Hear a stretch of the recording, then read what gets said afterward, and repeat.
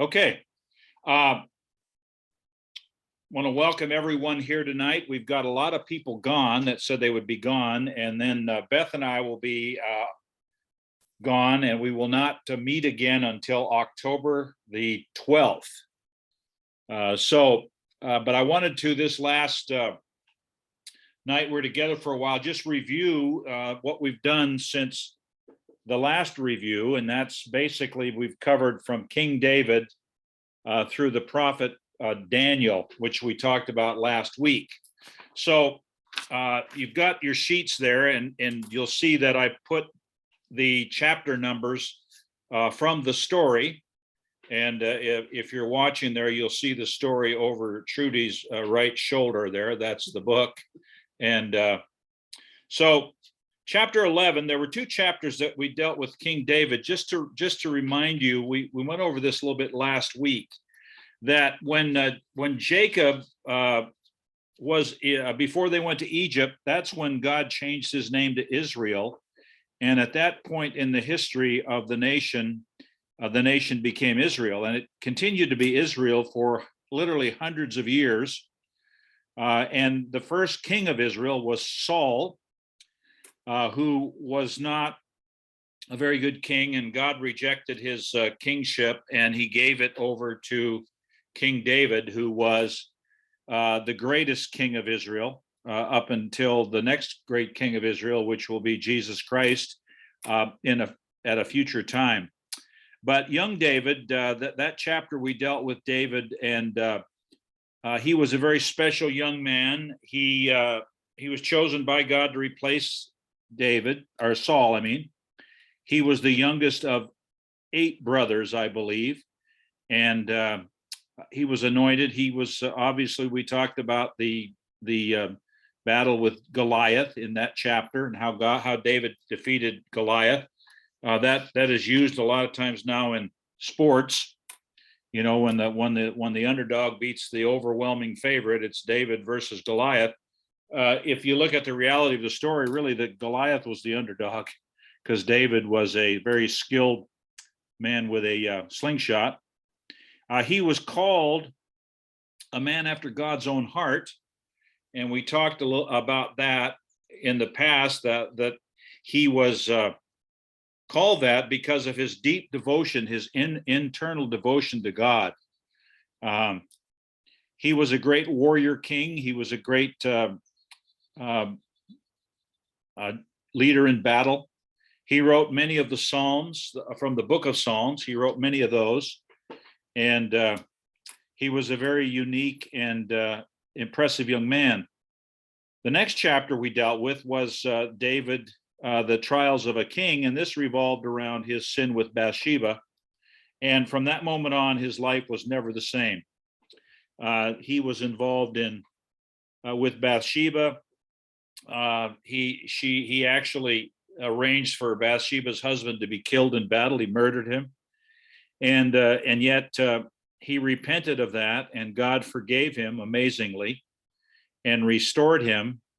But the final years of his life were full of deep turmoil, family issues, and just a lot of problems. And the lesson we talked about there was how, you know, God will forgive us of our sins and the mistakes and the sins that we commit, but our actions have consequences, and God does not remove the consequences of our actions. We deal with them, but the good part of that is that he does forgive and restore. His son, chapter 13, was Solomon. Interestingly enough, he was the son of Bathsheba, and he was had a very special beginning. He had amazing wisdom. One of the first things he asked God, when God said, I'll give you anything you want, he said, give me wisdom. And God said, because you wanted wisdom, I'll not only give you wisdom, I'll give you wealth. And he was a very successful king in the eyes of the world. He was very wealthy. He accomplished great things. But unfortunately, he married 1,700 wives and 300 concubines, and 1,000 wives. And yeah, I see that wow look on her face. Yeah. And he married many foreign women, and they brought with them his their religions, their false religions. And at the end of his life, he turned away from God. The book of Ecclesiastes, which he wrote, it's an interesting book. I would encourage you to read it. We do not cover it in this, but I think he writes it at the end of his life, and he goes in and he says, such things as there's nothing new under the sun. He said there's a time to sow, a time to reap, and we discussed the rock song that was written out of Ecclesiastes. He talks about how he accomplished everything. He tried everything. Everything he tried didn't work, didn't give him lasting pleasure. He had money, he had women, he had great projects, he accomplished great things. But in the end, he was not happy. And in the last verse of that book, he says, remember now your creator in the days of thy youth, before the evil days draw nigh. And he says, in that last chapter, he says, I've learned one thing. What really all that counts is to honor God. But because of his sin, the nation was torn in two, and the nation of Israel then became two separate kingdoms. One was called Israel. That was the king in the north, the kingdom in the north, and Judah in the south. And it was Judah in the south, along with the tribe of Benjamin. Israel never followed God as a nation. They went through a series of different dynasties. A king would be raised up. He would have subsequent heirs on the throne, and then another family would overthrow him and kill them all, and then they'd start a new dynasty. But throughout that period of time, they never followed God. Judah, on the other hand, had ups and downs. They would follow God for a while, and then they would fall away. That was chapter 14.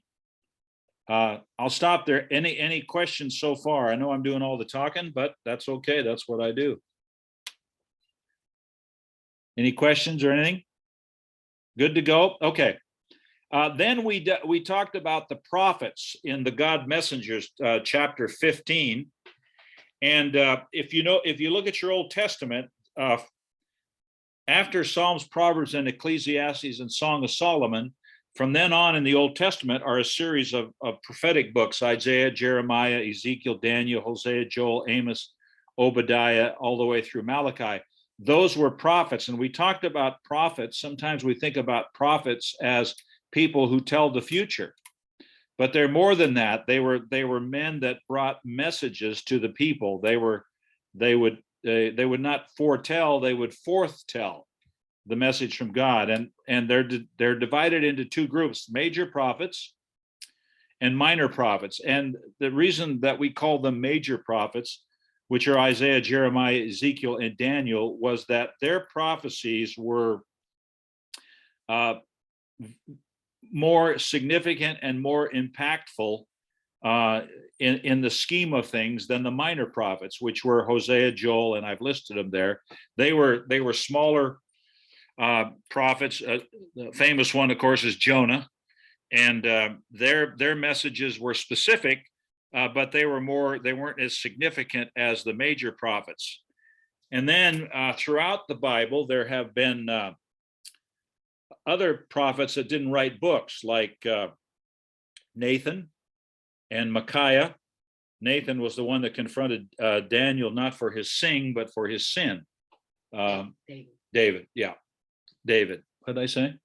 Daniel. David. Yes. And then that chapter also dealt with Elijah and Elisha, who are two very significant prophets in the Old Testament, both of which did not write books. Elijah did not die, but was taken up into heaven. And we find in Matthew, on what is called the Mount of Transfiguration, where Jesus takes three of his disciples and goes up on the mountain, and there God appears, and with him are Moses and Elijah. And we will get to that when we get to the gospel part of the Bible. And so those were the message. So these prophetic messages run concurrently through the history of the nation of Israel, both when it was one nation as well as when it becomes divided. Chapter 16, we dealt with the fall of Israel. Again, this was the northern tribe. The northern tribes, their capital was Samaria. And as I mentioned, they never obeyed God officially. Now there were faithful people in Israel that honored God, but as a nation, they never followed God. Now, I don't think I brought this up, but it's good to understand that Israel was a theocracy, right? A theocracy it was led by God. We don't live in a theocracy. We live in a democracy. So the laws of the land were to be God's laws, and the nation was to obey God and follow God. And when they disobeyed God, it was a political mistake that they made. And then ultimately, the Assyrians, which was a nation in the north of Israel, came and overthrew them. That was chapter 16.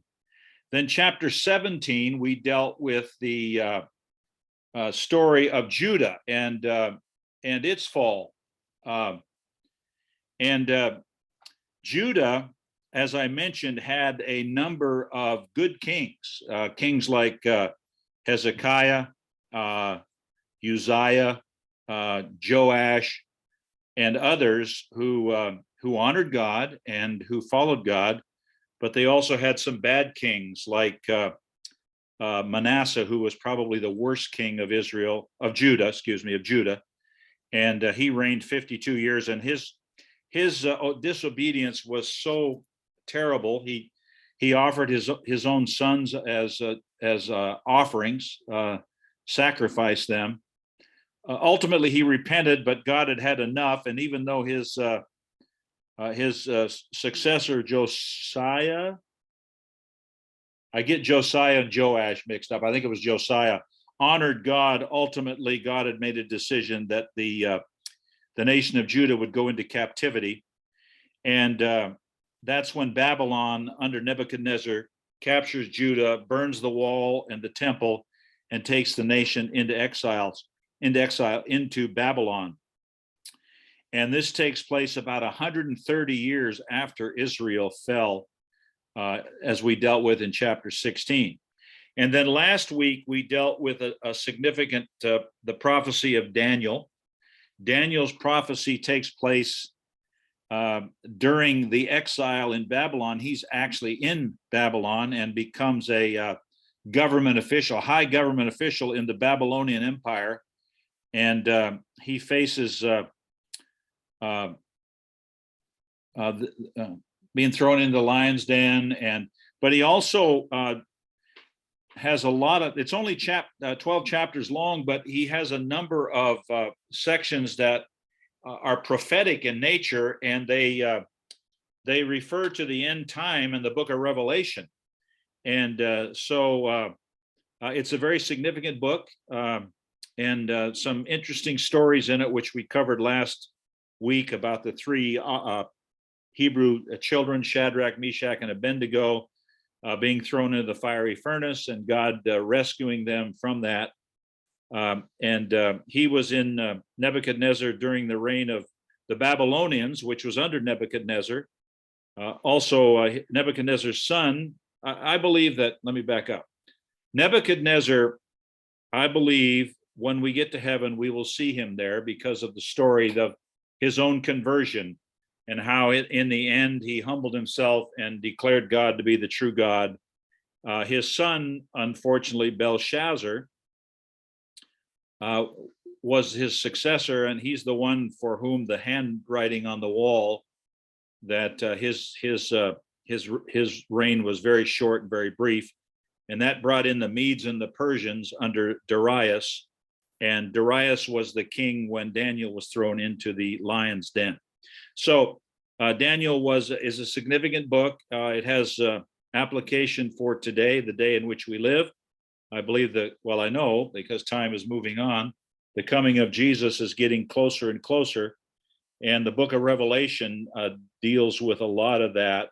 and Daniel is tied very close to the end times and the prophecies of the end times. So that's a summary of that's a review of what we've covered in the last 19 chapters of the story. Any thoughts or questions that you might have of any of this?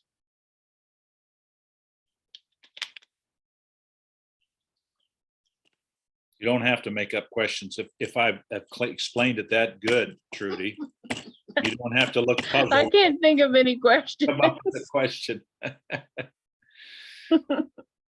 So when we return, we will be covering the last three chapters that will deal with the Old Testament. One will be Ezra, who returns and rebuilds the temple that Nebuchadnezzar destroyed. We will deal with Esther, which is a fascinating book. And we will look at that in our second week when we get back. And then Nehemiah, who was perhaps the shortest man in the Bible, Nehemiah. Except there was a guy by the name of Bildad the Shuhite. So he would be even shorter than Nehemiah. A little humor. And Nehemiah comes back and rebuilds the walls of Jerusalem. So that's where we will meet in 4 weeks, isn't it? Yeah, we'll miss 3. So I appreciate you joining me. And any final thoughts? I am done, unless you have something else you want to add. Okay. How many of you were impressed with the Seahawks win the other night? I didn't even know they won. Oh, Trudy, it's a good thing we love you. I was asleep. Yeah, okay. All right. Well, Alicia and Rhett, we'll see you soon. And Trudy and the girls, we'll see you soon. And you guys have a good rest of the week. And we'll see you whenever we see you. Bye. Bye. Bye. Bye.